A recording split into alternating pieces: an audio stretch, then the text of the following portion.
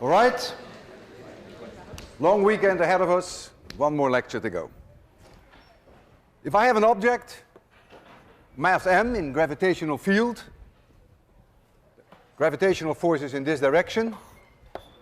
If this is my increasing value of y, then this force, vectorially written, equals minus mg y roof. Since this is a one-dimensional problem, we will often simply write F equals minus mg. This minus sign is important because that's the increasing value of y. If this level here is y equals 0, and I could call this gravitational potential energy 0, and this is y, then the gravitational potential energy here equals plus mgy. This is u. So if I make a plot of the gravitational potential energy as a function of y, then I would get a straight line. This is 0. So this equals u equals mg y, the plus sign. If I'm here at point A, and I move that object to point B, Walter Lewin, move it, I have to do positive work. Notice that the gravitational potential energy increases. If I do positive work, the gravity is doing negative work.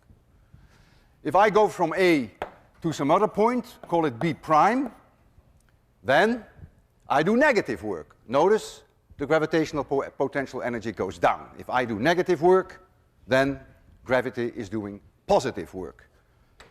I could have chosen my 0 point of potential energy anywhere I please. I could have chosen it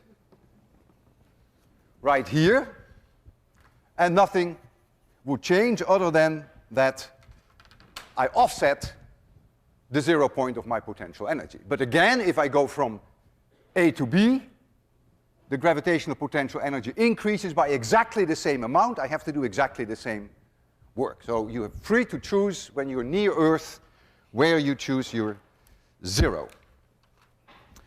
Now we take the situation whereby we are not so close to the Earth. Here is the Earth itself. Of course, you can also replace that by the sun if you want to. And this is increasing value of r. The distance between here and this object m equals r.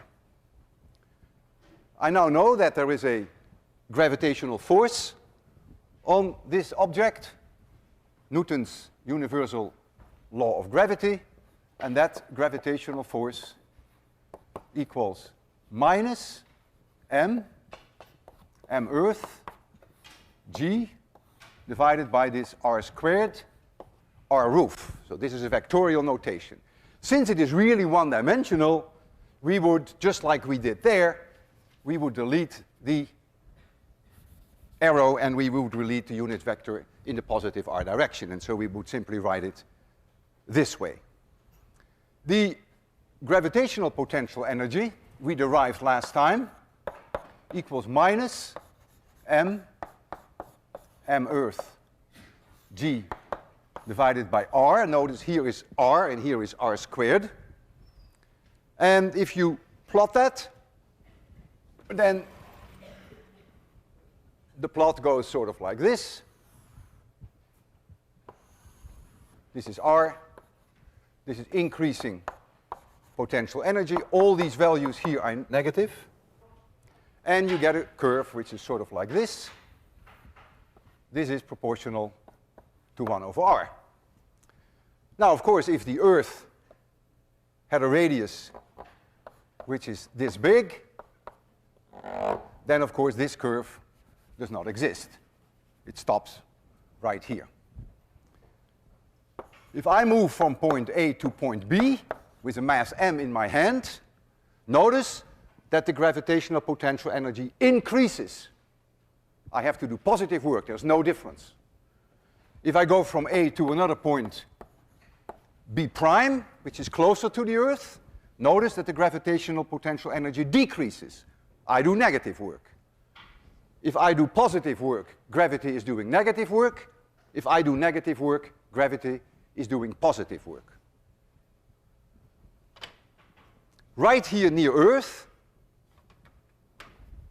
where this 1 over r curve hits the Earth, that is, of course, exactly that line. That dependence on y is exactly the same as the dependence on r, and then you can simplify matters when you're near Earth, when the gravitational acceleration doesn't change, you get a linear relation. But that's only an exceptional case when you don't move very far. The gravitational force is in the direction opposite the increasing potential energy. Notice that when I'm here, the gravitational force is in this direction. Increasing potential energy is this way, the force is in this way. When I'm here, gravitational potential energy increases in this way, the gravitational force is in this direction. When I'm here, the gravitational potential energy increases in this direction, the gravitational force is in this direction. When I'm here, the gravitational potential energy increases in this direction, the gravitational force is in this direction. The force is always in the opposite direction than the increasing value of the potential energy. If I release an object at 0 speed, it therefore will always move towards a lower potential energy, because the force will drive it to lower potential energy. Now I change from gravity to a spring. I have a spring which is relaxed length L. I call this x equals 0. And I extend it over a distance x. And there's a mass m at the end. And there will be a spring force. And that spring force, F equals minus kx. It's a one-dimensional situation, so I can write it without having to worry about the arrows. There is no friction here. It's clear that if I hold this in my hand, that the force of Walter Lewin equals plus kx. It's in the direction of increasing x. If I call this point A at x equals 0, and I call this point B at x equals x, then I can calculate the work that I have to do to bring it from A to B. So the work that Walter Lewin has to do to bring it from A to B is the integral in going from A to B of my force dx. It's a dot product, but since the angle between the two is 0 degrees, the cosine of the angle is 1, so I can forget about the fact that it's a dot product. I move it in this direction. So that becomes the integral in going from 0 to a position x of plus x plus kx dx, and that is 1/2 kx squared. And this is what we call the potential energy of the spring. This is potential energy. It means then that we, at x equals 0, we define potential energy to be 0. You don't have to do that, but it would be ridiculous to do it any other way. So in the case that we have the near-Earth situation of gravity, we had a choice where we put our 0 potential energy. In the case that we deal with very large distances, we do not have a choice anymore. We define it in such a way that the potential energy at infinity is 0. As a result of that, all potential energies are negative. And here, with the spring, you don't have a choice either. You choose at x equals 0, you choose potential energy to be 0. So if you now make a plot of the potential energy as a function of x, you get a parabola. And if you are here, if the object is here, then the force is always in the direction, or opposing the increasing potential energy. If you go this way, potential energy increases, so it's clear that the force is going to be in this direction. If you're here, the force is always in the direction opposing increasing potential energy. Increasing potential energy is in this direction, so the force is in this direction. You see, it's a restoring force. The force is always in the direction opposite to increasing potential energy.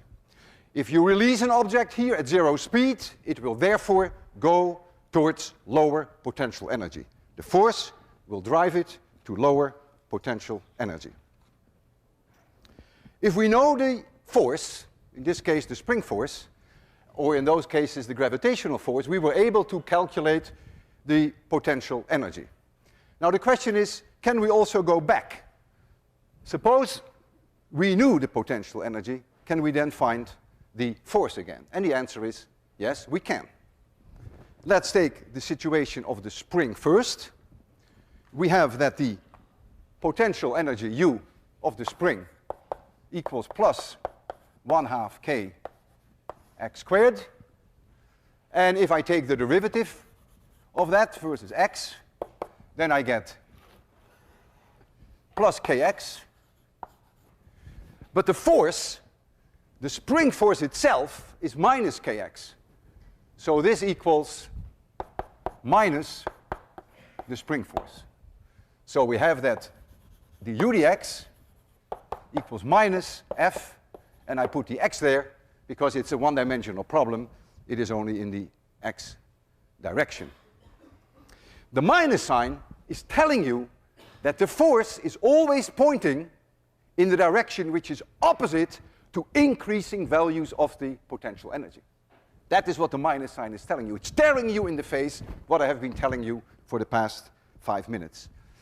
If we have a three-dimensional situation that we know the potential energy as a function of x, y, and z, then we can go back and find the forces as a function of x, y, and z. Doesn't matter whether these are springs or whether it's gravity or whether it's electric forces or nuclear forces. You then find that du dx equals minus f of x, du dy equals minus fy, and du dz equals minus fz. What does this mean? It means that if you're in three-dimensional space, you move only in the x direction, you keep y and z constant, and the change equals minus fx. That gives you the component of the force in the x direction. You move only in the y direction, you keep x and z constant, and then you'll find the component of the force in the y direction. We call these partial derivatives, so we don't give them a d, but we give them a little curled delta. If we go back to the situation where we had gravity, we had there the situation near Earth. We had u was plus mgy. So what is du dy? This is a one-dimensional situation, so I don't have to use the partial derivatives. I can simply say du dy. That is plus mg. And notice that the gravitational force was minus mg. Remember, the minus sign is still there. It's still there. And so you see that here, indeed, du dy is minus the gravitational force. Now we take the situation that we are not near Earth. We have there. So we have u equals minus m Earth g divided by r. There's only an r here. So du dr. The derivative of 1 over r is minus 1 over r squared. The minus sign eats up this minus sign, so I get plus m Earth g divided by r squared. So the gravitational force equals minus that. It is minus du dr, and indeed that's exactly what we have there. Minus that value. So whenever you know the potential as a function of space, you can also always find the three components of the forces in the three orthogonal directions. Suppose I have a curved surface, literally a surface here in 26,100, which sort of looks like this. Something like this. I call this arbitrarily y equals 0, and I could call this u gravitational potential energy 0 for that matter. So this is a function y as a function of x, and the curve itself represents effectively the gravitational potential energy. This is y, and this is x. So the gravitational potential energy u equals mg y, but y is a function of x, so that is also u times m, that is m times g times that function of x. There are points here where du dx equals 0. I'll get a nice mg in here. Where it's 0. And where are those points? Those points are here, here, here, here, and here. If the u dx is 0, it means that the force, the component of the force in the x direction is 0, because the u dx is minus the force in the x direction. So if we visit those points, for instance here, then there is of course gravity, mg, if there's an object there, in the y direction, in the minus y direction, and there is a normal force in the plus y direction, and these two exactly cancel each other. So the net result is that here, here, here, here, and there is no force on the object at all, so the object is not going to move, it's going to stay put. Well, yes, it's going to stay put. However, there is a huge difference between this point here and that point there. And you sense immediately that difference. If I put a marble here, I will have a hell of a time to keep the marble in place. Because if there is a fly there in the corner of 26,100 which does something, then the slightest amount of force on this one and it will start to roll off. In fact, what will happen is it will go to a lower potential energy. Here, however, if this one is offset, then it will want to go to a lower potential energy. The force is always opposing the direction of increasing potential energy, so the force will drive it back, and so that's why we call this a stable equilibrium. It will always go back to that point, and this is an unstable equilibrium. We have a setup here, and I would like to show you how that will work. So we do have something that is a curved object. It's a track. Let me give you a little bit better light condition. So you see it there. There is that object, a little ball, and no surprise if I offset it from the lowest point that it would be driven back to that point. That's trivial. What is less trivial is that there is a point here whereby indeed the net forces are 0, and it is not easy to achieve that, but I will try to put it there so that it indeed stays put. I'm not too fortunate. It is very difficult. I'm trying. No. Yeah, did it. It's there. It's very unstable. I blow. Whoa, it's not so unstable. And there it goes. So you see that's the difference between stable equilibrium and unstable equilibrium. At the stable point, the second derivative of the potential energy versus x is positive. At the unstable point, the second derivative is negative.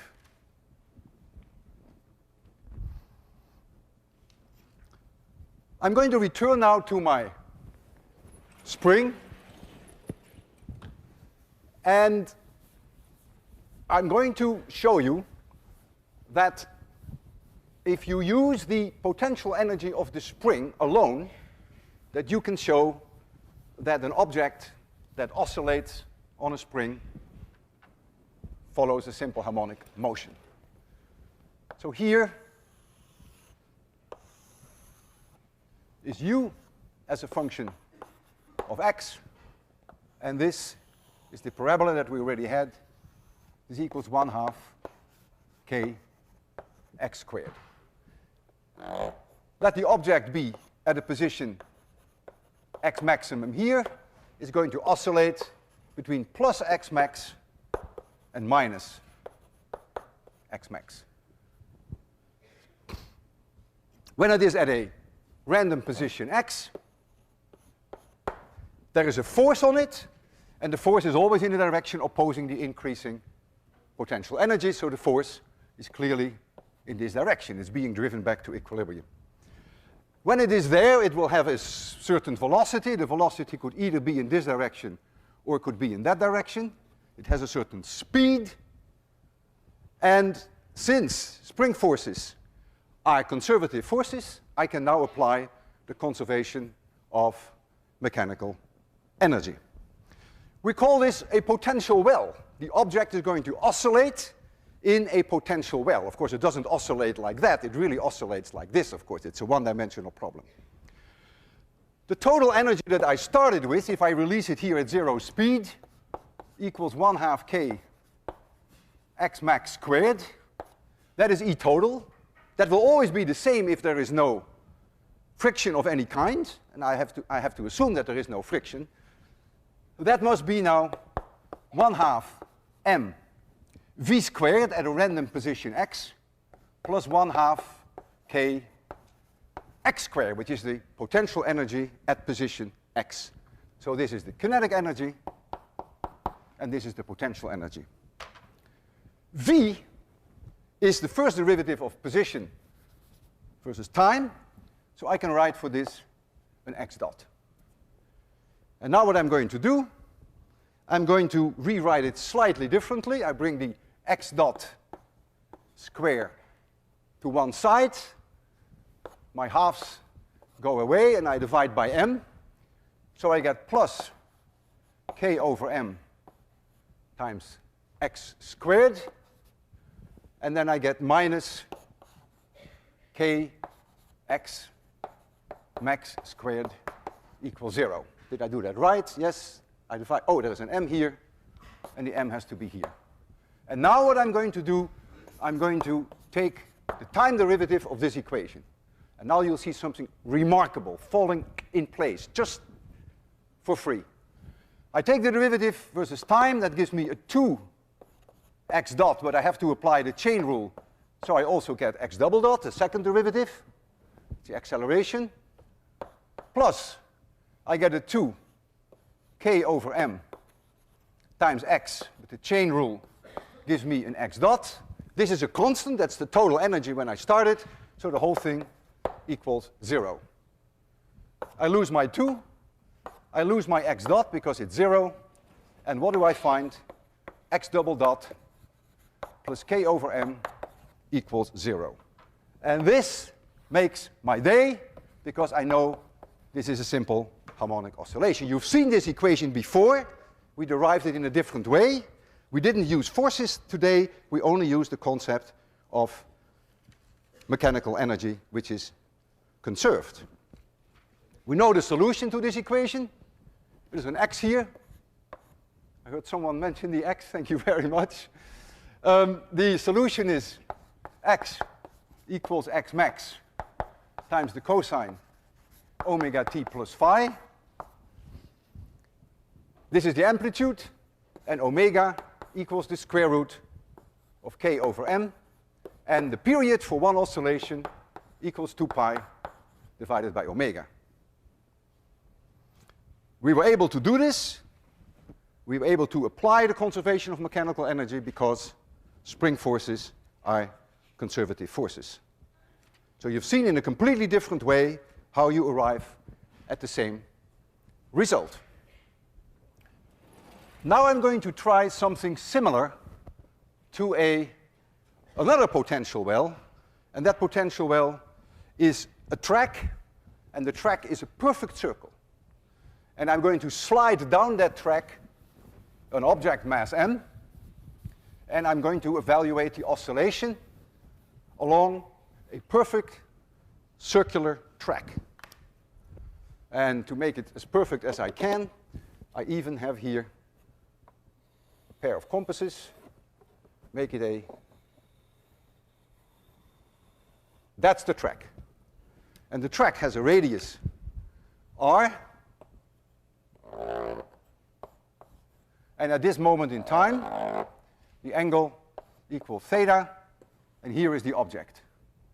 I call this x equals 0. That is also, of course, where theta equals 0. This is increasing value of y, and I choose this y equals 0. And so the gravitational potential energy of this object is its own mgy. So I have to know what this y is, and therefore I have to know what this distance is. That's very easy. This one here equals r cosine theta, and so this one is r minus r cosine theta. So the potential energy equals mg times r 1 minus cosine theta, if I choose 0 there. I'm free to change that, but that's, of course, a logical thing to do here. Notice if theta equals 0, then the cosine theta equals 1, then you find u equals 0. That's, of course, I have defined it. That's the way I defined my y equals 0. So u equals 0. Notice that when theta equals pi over 2, if the object were here, that you find that the potential energy u equals mgr. That's exactly right, because then the distance between here and the y0 is r. So this is the potential energy as a function of angle theta. The velocity of that object as a function of theta is given by r d theta dt. And I can make you see that very easily. Let this be the angle d theta. So it moves in a short amount of time over an angle d theta. And the arc here is ds, and the radius is r. The definition of theta, that's the definition of theta, which is in radians, is that ds divided by r equals d theta. That's our definition of radians. So I take the derivative, the time derivative, left and right. So I get the ds dt, which, of course, is the tangential velocity along that arc, equals r times d theta dt, for which you can write r theta dot. The theta dt is sometimes called omega, which is the angular velocity. But keep in mind that in this case, the angular velocity omega, if you want to call this omega, which is the angular velocity, is changing with time. The angular velocity is 0 when you release it, and is a maximum when it goes to the lowest point.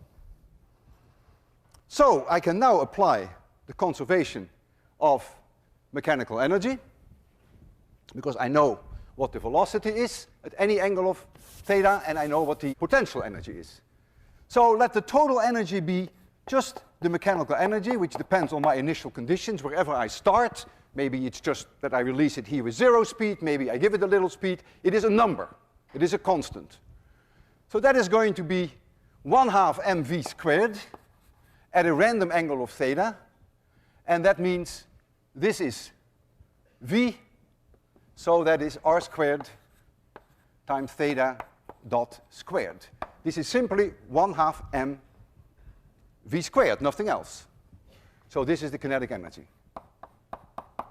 Plus the potential energy, which is mg times r times 1 minus cosine theta. And this is always the same, independent of the angle of theta, because gravity is a conservative force. So this is the conservation of mechanical energy.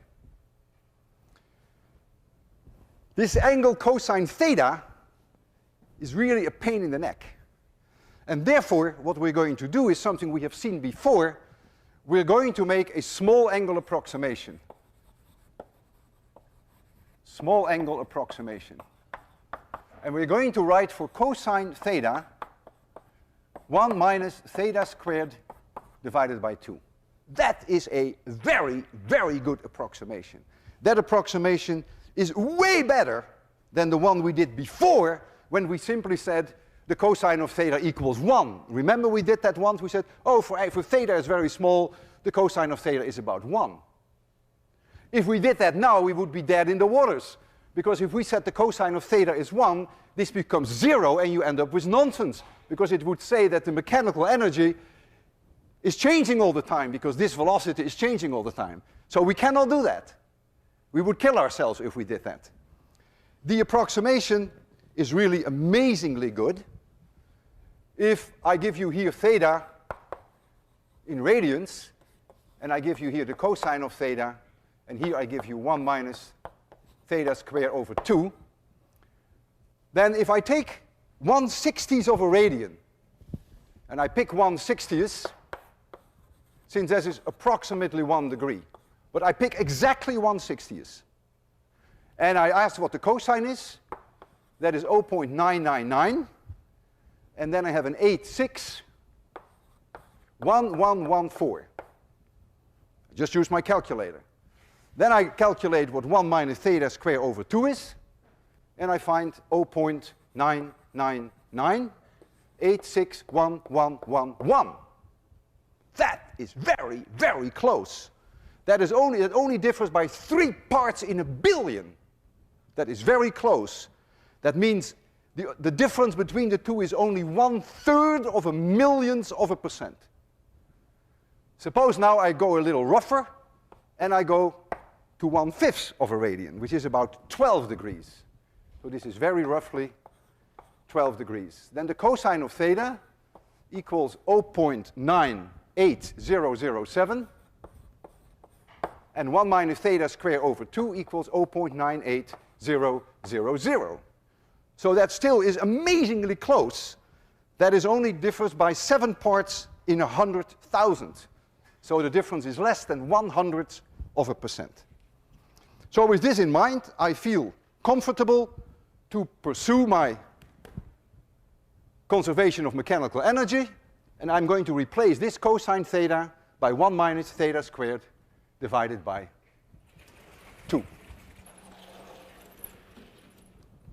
So I will continue here. Center blackboard is always nice. You can see it best. And I will massage that equation a little further. And of course, you can already guess what I'm going to do when I massage it a little further. I'm going to take the time derivative, just as I did in the case of the spring. So we're going to get that the mechanical energy, which is not changing, equals 1/2 m r squared theta dot squared plus mgr. Cosine squared becomes 1 minus theta squared over 2. So we have a minus times minus becomes plus. So I get simply theta squared over 2. And now I take the time derivative. So this becomes 0 equals. Now, I get a 2 out of here, which eats up this 1/2. So I get n r squared. Then I get theta dot, but the chain rule gives me a theta double dot. Excuse me? Anything wrong? I don't think so. Thank you. So I have to take the derivative of this one. The 2 flips out, which eats up this 2. So I get mgr, and then I get a theta, but the chain rule gives me a theta dot. I lose my m. I lose 1r. I lose my theta dot. I picked the wrong one. I lose my theta dot, not the theta. And what do I find? That theta double dot plus G over R times theta equals 0. And I couldn't be happier, because this tells me that the motion is that of a simple harmonic oscillation. And the solution is theta equals some maximum angle for theta, which is the amplitude in angle, times the cosine of omega t plus phi. This is the angular frequency, has nothing to do with that omega there, which is the angular velocity, which is changing in time.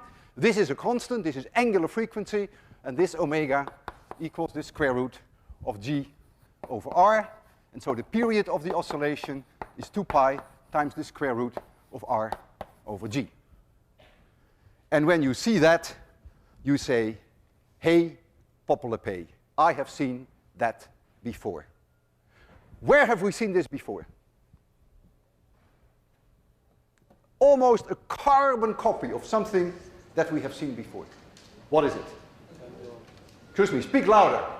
Pendulum. We had a pendulum whereby we had length L of a massless string. We had an object M hanging on the end.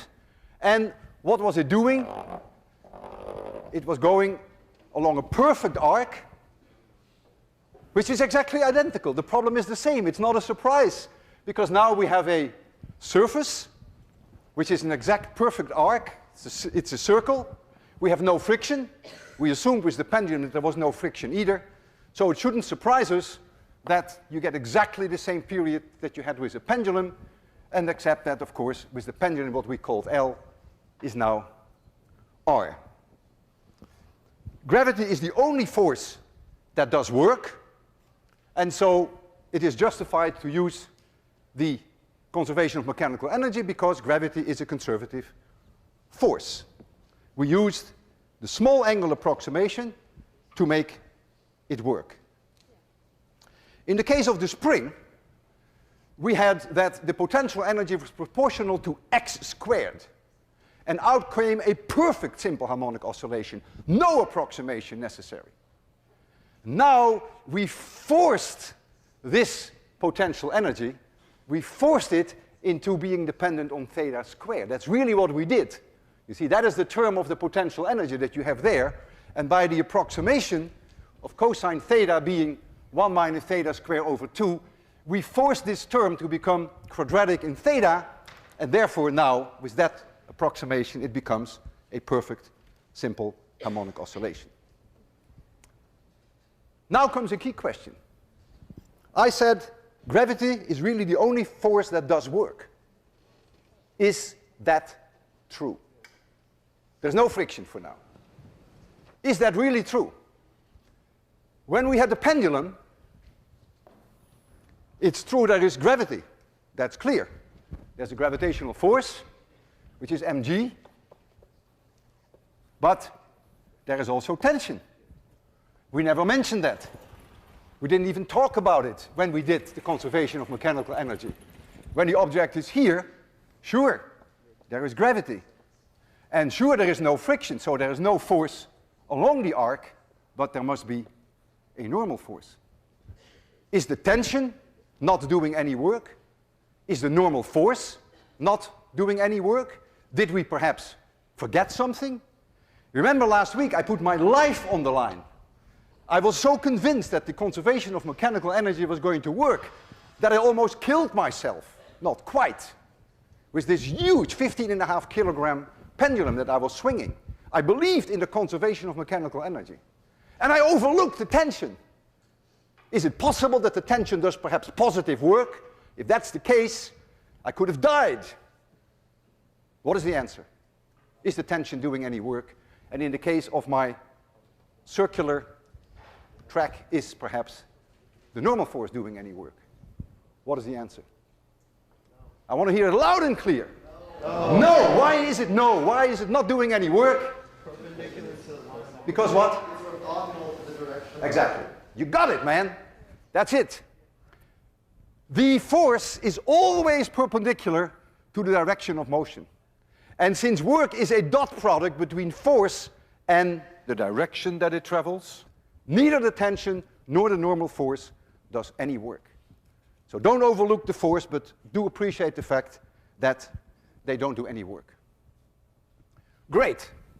So now I'm going to show you a demonstration which I find one of the most mind-boggling demonstrations that I have ever seen. We do have a circular track.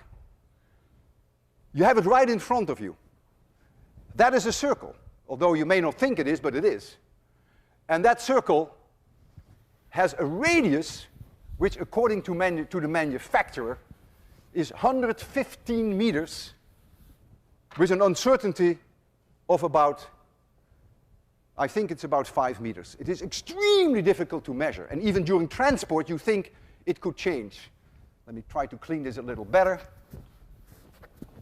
And so the radius of this, the radius of curvature of our arc, which is also an air track, equals 115 plus or minus 5 meters.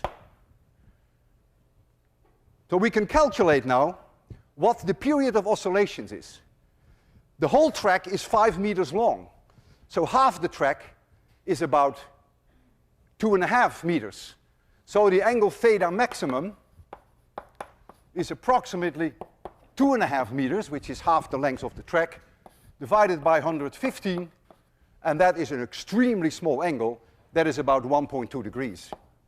Of course, this is in radians, and this is in degrees. So the angle is very small, so we should be able to make a perfect prediction about the period. And I'm going to do that. I take 2 pi times the square root of r over g, and r is 115. 115, I divide it by g. I take the square root, I multiply by 2, I multiply by pi, and I get 21.5 t. And this is a prediction, equals 21.5. The uncertainty in r is about 4.3%. Since we have the square root of r, that becomes 2.2%. So if I multiply that by 0.022, I get an uncertainty of about 0.47. Let's call this 0.5 seconds. So this is a hard prediction what the period of an oscillation should be. 21.5 plus or minus a half second. Now I'm going to observe it, and we're going to see how this compares. I don't want to oscillate it 10 times. That will take 3, 4, 5 minutes. That's too long. It is not really necessary because my reaction time is 0.1 second. So even if I did only one oscillation, that would be enough to see whether it is coincident with that, consistent with that number. However, it is such a beautiful experiment. It's so much fun to see that object go back and forth in 21 seconds that I will go, for your pleasure and for my own pleasure, I will go 3 oscillations. Not that it is necessary, but I will do it. 3t is going to be something plus or minus, and this is my reaction time, which is 0.1 second. And then we can all divide that by 3, and then, of course, the error will go down by a factor of 3. And we will see whether this number agrees with this one. All right, can you imagine someone making a track like this, air track, with a radius of 115 meters? I mean, what is this? This may be 8 meters, 115 meters. That is something like 10 times higher, more, 15 times higher than this ceiling. Amazing that people were able to do that. In fact, nowadays you can't even buy this anymore. This is probably some 50 years old, if not older. I have to get the air flowing. Out of all these holes, there are many, many small holes in here that you cannot see. The air is now blowing. And this object is going to be put on here. And just because of gravity, it will go. That's all it is, only gravity will do work. Here's the timer, and we're going to time it. I will start it off first, and then when it comes back to a stop, I will start the time, because that's for me a very sharp criterion. When the object comes back and comes to a halt here, it's very easy for me to start the timing. You may notice as you watch that some of the amplitude will decrease because there is, hold it, hold it, hold it, because there is, of course, a little bit of friction. It's very little, but it is not zero. Enjoy this. Just look at it. Isn't this incredible? It just goes simply by gravity. It's like a pendulum which has a length of 115 meters. It's about to complete its first oscillation.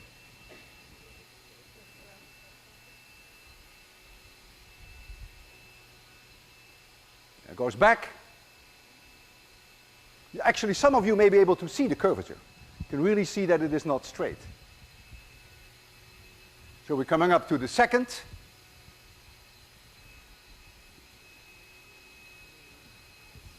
I better get back in position.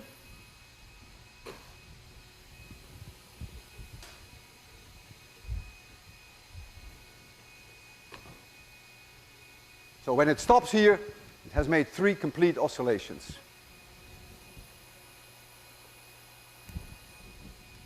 64.05. Let me turn this off.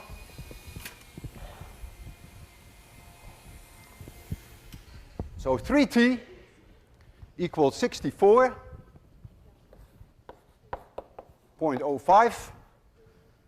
I'm lazy. 64.05, I divide that by 3. That is 21.35 plus or minus 0.03. It's exactly in agreement with the prediction, with the uncertainty of the prediction. I have something very similar. And that is, again, a curved track.